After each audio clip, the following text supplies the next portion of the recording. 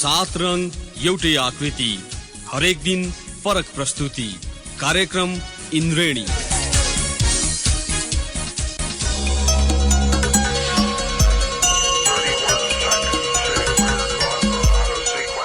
नमस्कार श्रोता, रेडियो कान्तिपुरको नियमित स्तम्भ इन्द्रेणीमा यहाँलाई स्वागत छ। सदाझै आज बिहीबार हामी आर्थिक गतिविधि समेटिएको इन्द्रेणी लिएर उपस्थित भएका छौं। सदाझै आज पनि कार्यक्रममा हामी साताभरका प्रमुख आर्थिक समाचार, कृषि सम्बन्धी केही समाचार तथा समसामयिक विषयमा एउटा अन्तर्वार्ता लिएर उपस्थित भएका छौं। कार्यक्रम सुरु गरौं साताभरका प्रमुख आर्थिक समाचारबाट। सातवटै प्रदेश दोस्रो बजेट ल्याउने अन्तिम तयारीमा जुटिरहेका छन्। चालू वर्षको पहिलो बजेट मार्फत केही अनुभव हासिल गरिसकेका प्रदेशका अर्थ मन्त्रालयमा यति बेला निकै व्यस्तता बढेको छ। अन्तर सरकारी वित्त व्यवस्थापन ऐन 2074ले प्रदेश सरकारले असार 1 गते नै राजस्व र व्ययको अनुमान बजेट ल्याउनु पर्ने अनिवार्य व्यवस्था गरेकाले आगामी आइतबार सबै प्रदेशले बजेट ल्याउन लागेका हुन्। पहिलो बजेट मध्ये औसतमा 22% खर्च गरेका प्रदेश सरकारले बजेटको आकार पनि बढाउने तयारी गरिरहेका छन्। प्रदेश सरकारका लागि महत्त्वपूर्ण स्रोत केन्द्र सरकारको अनुदान निर्धारण भइसकेको छ। केन्द्र सरकारले जेठ 15 गते ल्याएको बजेट मार्फत 4 प्रकारका अनुदानको रकम, राजस्व बाँडफाँड र प्रकृति स्रोतको रोयल्टीको रकम निश्चित भइसकेको छ। आन्तरिक राजस्व, आन्तरिक ऋण लगायत आफ्नो आम्दानीको अनुमानित रकमलाई आधार मानेर बजेटको आकार प्रदेश सरकारले तयारी गरिरहेका हुन्। सबैजसो प्रदेशले आउँदो बजेट औसतमा 17% वृद्धि गर्ने योजना राखेका छन्। बेलायत भ्रमणमा रहेका प्रधानमन्त्री केपी शर्मा ओलीले आवश्यकता र प्राथमिकताका आधारमा मात्रै नेपालले वैदेशिक सहायता स्वीकार्ने बताउनु भएको छ। बीबीसीसँगको कुराकानीमा उहाँले जथाभावी ऋण नलिने अभिव्यक्ति दिनुभयो। उहाँले भन्नुभयो, हामी आवश्यकता र प्राथमिकताका आधारमा मात्रै वैदेशिक लगानी आह्वान गर्ने र ऋण लिने गर्छौं, जथाभावी ऋण स्वीकार्दैनौं। बीबीसीले उहाँलाई चीनको बेल्ट एन्ड रोड इनिसिएटिभसँग सम्बन्धित रहेर चीनिया ऋण लिने बारे प्रश्न गरेको थियो। चीनको ऋणमा श्रीलङ्का डुबेको उदाहरण दिँदै नेपालको पनि सोही हालत होला कि भन्ने बीबीसीको आशय थियो। जवाफमा प्रधानमन्त्री ओलीले अरूको अनुभवबारे आफू बोल्न नचाहेको बताउनु भयो। बेल्ट एन्ड रोड इनिसिएटिभमा नेपालले राम्रै हिसाब किताब गरेर सहभागिता जनाएको ओलीको भनाइ छ। उहाँले भन्नुभयो, हामी आफ्ना कुरा व्यवस्थापन गर्न सक्छौं। बेल्ट एन्ड रोड इनिसिएटिभका मामिलामा चीनसँग हामीले कुनै प्रकारको ऋण लिएका छैनौं। वैदेशिक लगानी आकर्षण गर्न सरकारले गत चैतमा 2 दिने अन्तर्राष्ट्रिय लगानी सम्मेलन आयोजना गरेको थियो। त्यसमा चीनिया प्रतिनिधि सबैभन्दा बढी थिए। अघिल्लो सालको लगानी सम्मेलनमा समेत चीनिया लगानीकर्ताबाटै नेपालको लगानीका लागि सर्वाधिक लगानीको प्रतिबद्धता आएको थियो। निक्षेप सङ्कलनभन्दा कर्जाको माग उच्च भएकाले वित्तीय असन्तुलन बढिरहेको समयमा कर्जा पुँजी र निक्षेप अनुपात सीसीडी खुकुलो बनाउन ब्याङ्कहरूले राष्ट्र ब्याङ्कलाई आग्रह गरेका छन्।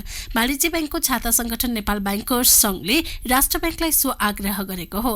अन्तर्राष्ट्रिय मुद्रा कोष IMF लगायत दात्री निकायले मौद्रिक नीति कसिलो बनाउन सुझाव दिइरहेको समयमा ब्याङ्कहरूबाट यस्तो माग आएको हो। 2018 को साउथ एसियन रिजनल आउटलुकमा IMFले राष्ट्र ब्याङ्कलाई मौद्रिक नीति कसिलो बनाउन सुझाव दिएको थियो।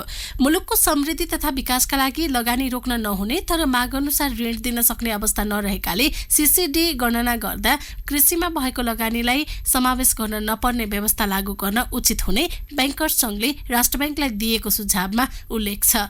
हाल ब्याङ्कहरूले सरकारको ब्याज अनुदान सम्बन्धी तोकिएको क्षेत्रमा प्रवाह गरेको ऋणलाई सीसीडीमा गणना गर्न नपर्ने छुट पाएका हुन्। चालू आर्थिक वर्षको मौद्रिक नीतिको अर्धवार्षिक समीक्षा मार्फत राष्ट्र ब्याङ्कले सो सुविधा दिएको हो।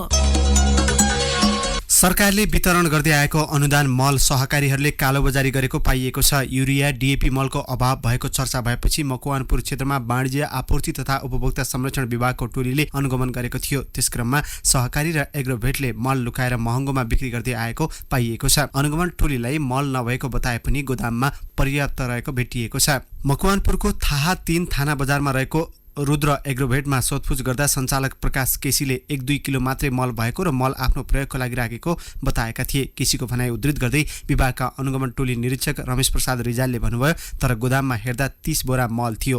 मलमा कृषि सामग्री कम्पनी र साल्ट ट्रेडिङको लोगो समेत थियो। हाल अनुदानको मल कृषि सामग्री कम्पनी र साल्ट ट्रेडिङले बिक्री गर्दै आएका छन्। कृषि सामग्रीले 70 र साल्टले 30% बिक्री गर्दै आएका छन्। ती निकायबाट बिक्री हुने मल आधिकारिक डिलर र सहकारीबाट मात्रै बिक्री गर्न पाइन्छ, तर अनुदानको मल कृत्रिम अभाव गराई व्यवसायीले पनि बिक्री गर्दै आएको भेटिएको छ। खरिद नियमावली 6औं संशोधन भएको 1 महिना नबित्दै पुनः संशोधन भएको छ। 6औं संशोधन विरुद्ध निर्माण व्यवसायी आन्दोलित भएपछि उनीहरूकै पक्षपोषण हुने गरी पुनः नियमावली संशोधन भएको हो। नियमावली संशोधन भए नभएको र किन संशोधन गरिएको भन्ने विषयमा सरकारका अधिकारीहरूले अनभिज्ञता प्रकट गरेका छन्। भौतिक पूर्वाधार तथा यातायात मन्त्रालयका सचिव देवेन्द्र कार्कीले आफूले संशोधन भएको भन्ने सुनेको मात्र बताउनुभयो। उहाँले भन्नुभयो, म बाहिर थिएँ, केही जानकारी छैन, पढेको पनि छैन, देखेको पनि छैन।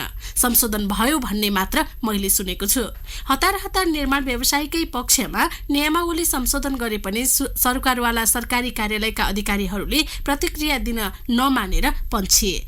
कोही जिल्ला बाहिर भएको त कोहीले आफूहरूलाई आधिकारिक जानकारी नै नभएको प्रतिक्रिया दिएका छन्। पहिलो पटक बजेट ल्याएर वित्तीय संघीयताको अभ्यास गरिरहेका 7वटै प्रदेशले विनियोजन गरेको रकम खर्च गर्न सकेका छैनन्। 7वटै प्रदेशको औसत बजेट खर्च करिब 22% मात्रै छ। त्यसमध्ये पनि आर्थिक विकासमा सघाउने पुँजीगत खर्च भने निराशाजनक रहेको तथ्याङ्कले देखाएको छ। कुल बजेटको 27% भन्दा माथि कुनै पनि प्रदेशले खर्च गर्न सकेका छैनन्। प्रतिशतका आधारमा केन्द्र सरकारको तुलनामा निकै कम प्रदेश सरकारले खर्च गरेका छन्। विनियोजित बजेटमध्ये सबैभन्दा कम खर्च गर्ने प्रदेशमा कर्णाली छ। उसले करिब 11% मात्रै खर्च गर्न सकेको छ। प्रदेशमध्ये सबैभन्दा बढी बजेट खर्च गर्नेमा 5 नम्बर प्रदेश छ। उसले 27% खर्च गरेको छ। विनियोजन गरेका मध्ये प्रतिशतका आधारमा सबैभन्दा बढी पुँजीगत खर्च गर्नेमा प्रदेश 1 छ। उसले 26% खर्चिएको छ। आकारका हिसाबले दोस्रो ठुलो बजेट ल्याउने प्रदेश 3 हो। 35 अर्ब 61 करोड 56 लाख रुपियाँ बजेट विनियोजन गरेको प्रदेश 3ले पनि 26% भन्दा बढी खर्च गर्न सकेको छैन। आकारका हिसाबले प्रदेश 2 तेस्रो ठुलो बजेट ल्याउनेमा पर्छ, तर उसले करिब 19% मात्रै खर्च गरेको छ। गण्डकी प्रदेशले यस वर्षभित्र 70% सम्म खर्च गर्ने योजना बनेको छ, तर उसले पनि अहिलेसम्म 22% मात्रै खर्च गर्न सकेको छ। सबै प्रदेशको खर्च अवस्था र खर्च गर्न नसक्नुको कारण समान प्रकृतिका छन्। 25 अर्ब रुपियाँ बजेट ल्याएको सुदूरपश्चिम प्रदेशले करिब 24% बजेट मात्रै खर्च गर्न सकेको छ। बैंक तथा वित्तीय संस्थाबाट ऋण लिँदा जबरजस्ती बीमा पोलिसी पनि किन्नुपर्ने बोझ ऋणीले बेहोर्दै आएका छन्। व्यवसाय विस्तारको नाममा बैंक तथा वित्तीय संस्थाले ऋणीलाई परिबन्धमा पारेर बीमा पोलिसी भिडाउने प्रवृत्ति बढेपछि ग्राहक मर्कामा परेका हुन्। ऋणको जोखिम सुरक्षण गर्न बीमा गराउनु आवश्यक भए पनि बैंकले बीमा पोलिसी बेच्नकै लागि अनावश्यक रूपमा ऋणीलाई परिबन्धमा पार्न थालेपछि अतिरिक्त बोझ थपिएको ग्राहकको गुनासो छ। अहिले अधिकांश वित्तीय संस्थामा बीमा नगरी ऋण पाउने अवस्था नरहेको काठमाडौँ कीर्तिपुरका एक ऋणी श्रीनिवास महर्जनले गुनासो गरे। सुन्दै हुनुहुन्थ्यो सातावारका प्रमुख आर्थिक समाचार कार्यक्रममा। अब भने प्रस्तुत छ कृषि सम्बन्धी केही समाचारहरू।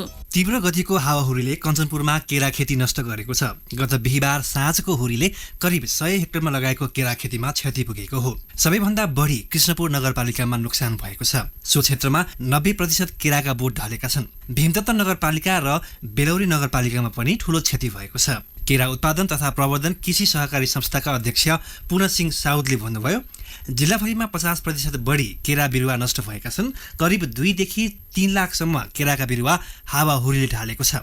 कैलालीको गोदावरी र धनगढी क्षेत्रमा पनि 50% भन्दा बढी नोक्सान भएको छ।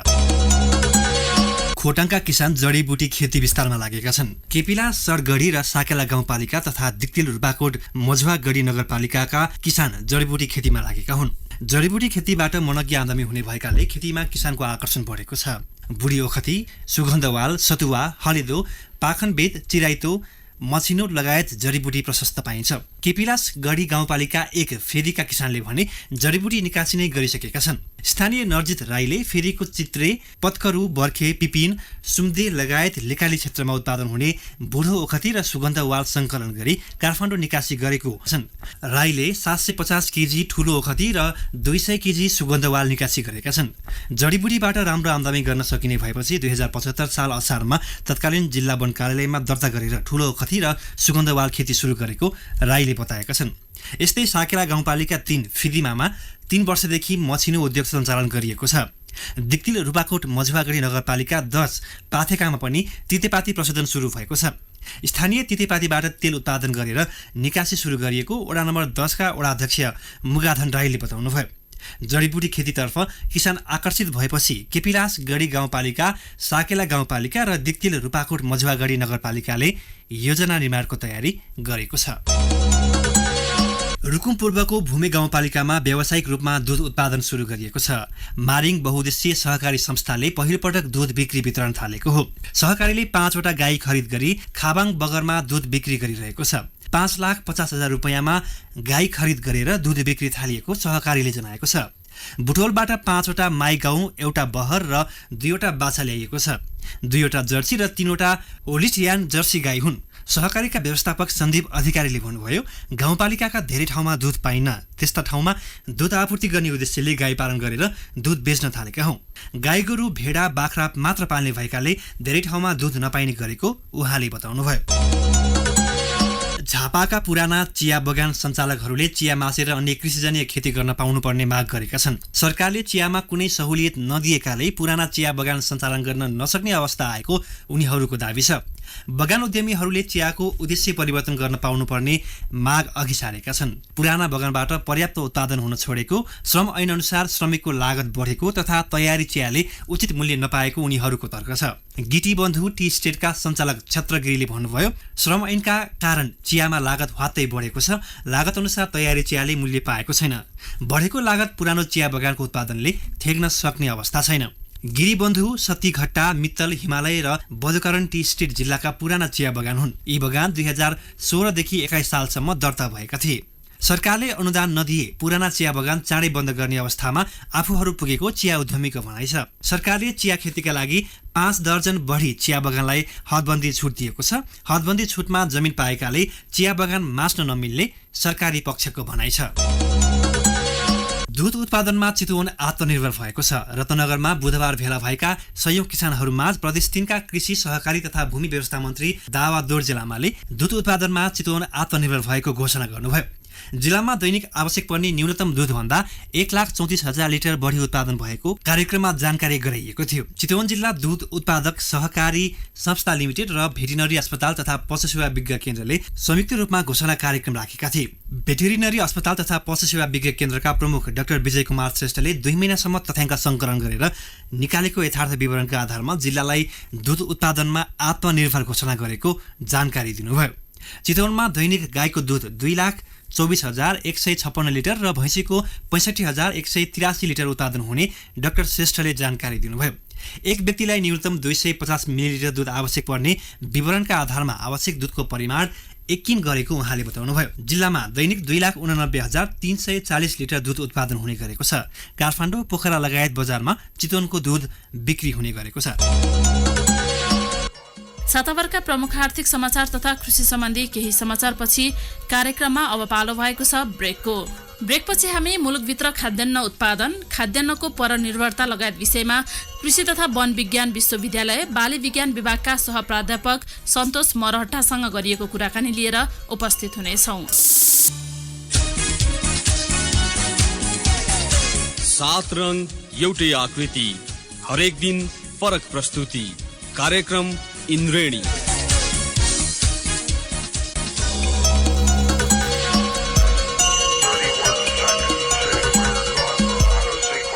ब्रेकपछि यहाँलाई पुनः स्वागत छ। यहाँहरू सुन्दै हुनुहुन्छ कार्यक्रम इन्द्रेणी। इन्द्रेणी अन्तर्गत आज बिहिबार हामी आर्थिक गतिविधि प्रस्तुत गरिरहेका छौँ। सदा चाहिँ यहाँहरूले आज पनि कार्यक्रमको पहिलो खण्डमा साताभरका प्रमुख आर्थिक समाचार तथा कृषि सम्बन्धी केही समाचार सुनिहाल्नुभयो। कार्यक्रममा अब भने प्रस्तुत छ एउटा अन्तर्वार्ता। कृषि प्रधान मुलुक भनिए पनि खाद्यान्नको परनिर्भरता हट्न सकेको छैन। धान, मकै, गहुँ जस्ता मुख्य अन्य बाली समेत आयात हुने गरेको छ। कुल गार्हस्थ उत्पादन जीडीपीमा कृषि क्षेत्रको योगदान प्रत्येक वर्ष घट्ने क्रममा रहेको छ। कृषिमा आश्रित रोजगारीको संख्या पनि घट्दो छ। सरकारले कृषिको आधुनिकीकरण मार्फत युवा रोजगार र प्रधानमन्त्री कृषि आधुनिकीकरण जस्ता कार्यक्रम ल्याए पनि प्रभावकारी हुन सकेको छैन। कृषि प्रधान मुलुक भन्ने तर खाद्य बाली नै खरिद गर्नुपर्ने बाध्यता कहिलेसम्म भनेर आज हामीले कृषि तथा वन विज्ञान विश्वविद्यालय बाली विज्ञान विभागका सहप्राध्यापक सन्तोष मरहट्टालाई सोधेका छौँ। लगभग 20 वर्षबाट हामी चाहिँ निरन्तर रूपमा मुख्य हाम्रो बाली धान नै हामी निरन्तर रूपमा चाहिँ के गरिराखेका छौँ भन्दा किनिराखेका छौँ, ल्याइराखेका छौँ र प्रत्येक वर्ष धानको मात्रै हामीले आयात गर्ने चाहिँ दर लगभग 6 देखि 7% चाहिँ बढिराखेका छ। यसले के जनाउँछ हाम्रो जुन सरकारको हामीसँग भएको तथ्याङ्कहरूलाई विश्लेषण गर्नुभन्दा पनि हामीसँग भएको आयातलाई विश्लेषण गर्दाखेरि के जनाउँछ भन्दा खेतीपाती गर्ने ट्रेन्ड जुन छ त्यो चाहिँ अलिकति घटिराखेका छ, उत्पादनहरू घटिराखेका छन्। खासमा कृषकहरूको चासो अथवा सरकारको पनि कार्यक्रमहरू चाहिँ उत्पादन वृद्धि लगायत र आयात प्रतिस्थापन गर्नकोतिर त्यति नरहेको जस्तो चाहिँ हाम्रो जुन आयातको डाटाबाट हामीलाई चाहिँ तथ्याङ्कहरूबाट चाहिँ त्यो आउँछ। यो चाहिँ अहिलेको मुख्य समस्या चाहिँ हामी प्रत्येक वर्ष ल्याइराखेका छौँ। यो त धानको कुरा भयो, त्यस्तै गरी हामी मकैको कुरामा अझ बढी हाम्रो चाहिँ जुन हाम्रो पोल्ट्री व्यवसाय छ त्यसको निम्ति त अझ बढी दानाहरू बनाउनको निम्ति ल्याइराखेका छौँ। हामी लगभग धेरै जसो खाद्यान्न बालीमा चाहिँ हामी परनिर्भर चाहिँ बिस्तारै बढ्दै गइराखेको अवस्था चाहिँ अहिले देखिराखेका छौँ हामीले। देशमा हरेक वर्ष 6 देखि 7% को चामल अथवा धान बाहिरबाट ल्याउनु पर्ने अवस्था छ, तर मुलुकमा जुन धान रोपाईको सिजन छ यो अवस्थामा मलको अभाव, चरम अभाव किसानहरूले खेपिरहेको अवस्था पनि छ। सरकार कतै अल्मलिएको जस्तो भान भएको छ तपाईलाई? जस्तो यो समयमा किसानलाई अलिकति प्राथमिकता दिएर ती विषयहरूमा चाहिँ हरेक वर्ष दोहोरिने समस्यालाई चाहिँ समाधान गर्न पनि नसकिरहेको अवस्थालाई चाहिँ कसरी हेर्नुहुन्छ तपाईँ आफै? यो चाहिँ स्वाभाविक हो, किन भन्दाखेरि हामी जहाँ हामी अनुसन्धानहरू गरिराखेका छौँ, अनुसन्धानहरूबाट हामी एकदमै अहिलेको जुन हाम्रो जुन जातहरू छन् अथवा हामी त अहिले हाइब्रिड वर्णशंकर जातहरू किसानहरूले लगाउन खोजिरहनु भएको छ, त्यतातिर चाहिँ हामीले जातहरू विकास गरिरहँदा तिनीहरूलाई चाहिँ झन् बढी मात्रामा चाहिँ मल खाद चाहिन्छ र परम्परागत रूपमा हामीले जुन मल खादको व्यवस्थापन गर्थ्यौँ गाई बस्तुको मलहरू, तिनीहरूको गाई बस्तुको मलहरू हाल्ने जुन राख्ने पनि जुन किसानहरूले अब बिस्तारै गाई बस्तुको संख्याहरू घट्दै गएको अवस्थामा हामीलाई एउटा मात्रै त रासायनिक मल नै हो। रासायनिक मलमा चाहिँ अब सरकारको अस्ति केही समय अगाडि बजेट भाषण नीति तथा कार्यक्रममा अझ बढी दोब्बर लगभग 50% अनुदान वृद्धि गर्दैछु भन्ने जुन बजेट भाषणमा आइराखेको थियो त्यो आइराख्दा तर मुख्य बाली धानको निम्ति चाहिँ मलहरू प्रत्येक वर्ष हामी यो त के भन्दाखेरि अभाव हुन्छ, हामीलाई यति चाहिन्छ भन्ने त तथ्याङ्क त छँदैछ हामीसँग। त्यो तथ्याङ्क हुँदै पनि त्यसलाई नजरअन्दाज गरेर अब यो चाहिँ के भन्दा 2-3 महिना अगाडि नै ल्याएर चाहिँ हामी ठाउँमा डिपोहरूमा पुर्याउन सक्थ्यौँ। अब त लिएर आए पनि के हुन्छ भन्दाखेरि पानी परेको कारणले गर्दा गाउँमा अथवा चाहिँ पहाडी भेगहरूमा मल नजाने समस्या छ। अब चाहिँ यो चाहिँ सरकारले ध्यान नदिएको हो कि भन्ने चाहिँ हामीलाई चाहिँ भान हुन्छ। हामी प्रत्येकचोटि कृषि मन्त्रालय अन्तर्गतका विभिन्न इकाइहरूमा प्रत्येकचोटि भनिराखेका छौँ लगभग अहिलेको जुन मलखाद किसानहरूले प्रयोग गरिरहनु भएको छ त्यो भन्दा 5 दोब्बर बढाउन पर्ने अवस्था छ अहिले। अर्कोतिर के आउँदैन भन्दाखेरि उत्पादन वृद्धिको निम्ति 5 दोब्बर मलखादको मात्रा बढाउँदाखेरि हाम्रो उत्पादन चाहिँ के हुन्छ भन्दा वास्तै बढ्न जान्छ। तर के छैन भन्दाखेरि रासायनिक मल अथवा कुनै पनि मलको आपूर्ति चाहिँ हुन सकिरहेको छैन। यहाँ चाहिँ सरकारले अलिकति विधि अथवा के नपुर्याएको हो कि जस्तो भान चाहिँ हामीलाई प्रत्येक सल्लाह दिँदा पनि नभएको भएर हामीलाई चाहिँ त्यो भान चाहिँ भइराखेको छ। यो समयमा जसरी मलको अभाव हरेक वर्ष हुँदै गरेको छ तर सिजन त यही हो, किसानले धान त रोप्नुपर्ने अवस्था हुन्छ, विकल्प के रहन्छ त अहिले? अब हामीसँग विकल्प चाहिँ के छन् भन्दाखेरि अलिकति किसानहरूलाई पनि हामीले प्रत्येकचोटि हामीसँग धानमा अहिले 2टा समस्याहरू देखिया छ। एउटा समस्या के छ भन्दा यन्त्रीकरण अथवा हामी जुन एकदमै चाहिँ खेताला अथवा लेबर चाहिँ बढी लाग्ने किसिमको धान उत्पादन प्रवृत्तिमा छौँ एकातिर। अर्कोतिर चाहिँ के छ भन्दा हाम्रो जुन जातहरू लगाइराखेका छ त्यो जातहरूलाई पुग्दो मात्राले मलखाद व्यवस्थापन गर्न सकिरहेको छैन। हामीले यो दुईटै कुरालाई एकदमै समानान्तर तरिकाले हल गर्न पर्ने देखिन्छ। अब अहिले मलखाद कम हुँदाखेरि हामीले जस्तो ढैँचा लगाएर हाम्रो त यो धान लगाउने सिजन भन्दा अगाडि त के हुन्छ भन्दा बारीहरू खाली हुन्छ, त्यसको धान लगाउनु भन्दा लगभग 40-45 दिन अगाडि ढैँचा लगाएर त्यो ढैँचालाई हामीले धान लगाउने सिजनमा त्यहाँ माटोमा मिलाइदियौँ भने केही नभए पनि हामीलाई जुन रासायनिक मलको आपूर्ति हुन्थ्यो त्यसको 30 देखि 40% चाहिँ त्यसबाट पूर्ति हुन्थ्यो। भनेको मतलब हामीलाई कम रासायनिक मल आवश्यक भए पुग्थ्यो। अब त्यस्तो किसिमको विधिहरू त्यस्तै गरी अरू चाहिँ मकै र धान बाली प्रणालीमा मकैको ढोँडहरू चाहिँ बारीबाट हटाउनुहुन्छ किसानहरूले, त्यसलाई पनि त्यही कुहाउने किसिमको व्यवस्था गर्न पायो भने बाहिरबाट ल्याउने मलखादलाई चाहिँ हामीले कम गर्न चाहिँ सक्छौँ। किसानहरूको एउटा गुनासो पनि रहेको छ, सरकारले हामीलाई प्रविधि सिकाएन, परम्परागत रूपमा अगाडि बढ्नु बन्नुपर्ने हाम्रो अवस्था चाहिँ किन भयो भनेर भन्दा हामी व्यावसायिक बन्न सकिरहेका छैनौँ, किनकि हामीलाई अभिमुखीकरण छैन, प्रविधि थाहा छैन भनेर किसानहरूले भनिरहेको अवस्था छ। सरकार ठुला कुरा गरेर अगाडि बढिरहँदा किसानको समस्या समाधानमा चाहिँ उसको त्यति ध्यान गएको देखिँदैन। यो अवस्था किसानहरूको सँग रहिरहेको अवस्था हो अहिले पनि। स्वाभाविक रूपमा यहाँ चाहिँ अलिकति के छ भन्दा तत्कारो चाहिँ एउटा ग्याप अथवा खाडल चाहिँ कहाँनिर छ भन्दा हामी अनुसन्धानबाट चाहिँ केही विधिहरू लगाइराखेका छौँ। ती विधिहरूलाई चाहिँ अलिकति ठोस कदम चाल्नको निम्ति हामी मन्त्रालयमा घटघटाइराखेका छौँ, एकदमै घटघटाइराखेका छौँ। तर त्यो प्रवृत्ति किसानकोमा ठ्याक्कै जान सक्ने अवस्था चाहिँ बनिराखेका छैन। यसमा त एक त हाम्रो जुन हामीले अहिले त झन् राज्यको पुनर्संरचनाको कारणले गर्दा कृषि प्राविधिकहरू गाउँ गाउँमा पुग्ने अवस्था नै रहेन, जसको कारणले गर्दा सबै चाहिँ के भन्दा केन्द्रतिर अथवा सङ्घीय अथवा भयो भने पनि प्रदेश मन्त्रालय र प्रदेशको केही खास इकाइमा चाहिँ ठोस रूपमा गयो। त्यो प्रवृत्ति विस्तारको रूपमा चाहिँ जुन लैजान पर्ने थियो त्यो जनशक्ति पनि छैन। र यो प्रवृत्ति चाहिँ यो खेतीको निम्ति चाहिँ के हुन् भन्दाखेरि हाम्रो तत्कारो प्रवृत्ति एकदमै राम्रा प्रवृत्ति हुन्। यसलाई हामी जसरी पनि प्रत्येक वर्ष गुणात्मक रूपमा परिवर्तन गर्दै लैजानुपर्छ भनेर चाहिँ एउटा ठोस योजना नै बनाएर जानुपर्ने देखिन्छ। यहाँ चाहिँ नीति के आउँछ भन्दाखेरि एउटा यो प्रवृत्ति छ, यो लगाउनु पर्छ भन्ने चाहिँ आउँछ। तर यसलाई हामीले कसरी लैजाने, किसानलाई हामीले कसरी यसमा चाहिँ समाहित गर्न सक्छौँ, कुनै पनि कुराको सानो एउटा पार्ट अथवा एउटा अंश मात्रै दिएर हुँदैन। किसानलाई हामीले त्यसको होल सोल किसिमको के दिनुपर्छ, विधि अथवा प्रवृत्ति दिनुपर्छ। त्यो प्रवृत्ति दिन चाहिँ चुकिराखेको चाहिँ हो जुन हामी कृषि प्राविधिक हामी पनि त्यो प्रवृत्ति दिनलाई चाहिँ अलिकति किसान भाषामा पुग्न नसकेको अवस्था चाहिँ छ नै। युवा पुस्तालाई कृषिमा आकर्षण गर्ने भनेर अगाडि बढिरहँदा कृषिमा युवालाई संलग्न गराउने सरकारको नीति चाहिँ 3 वर्षमा 1000 युवालाई सहभागी गराउने मात्र भनेर चाहिँ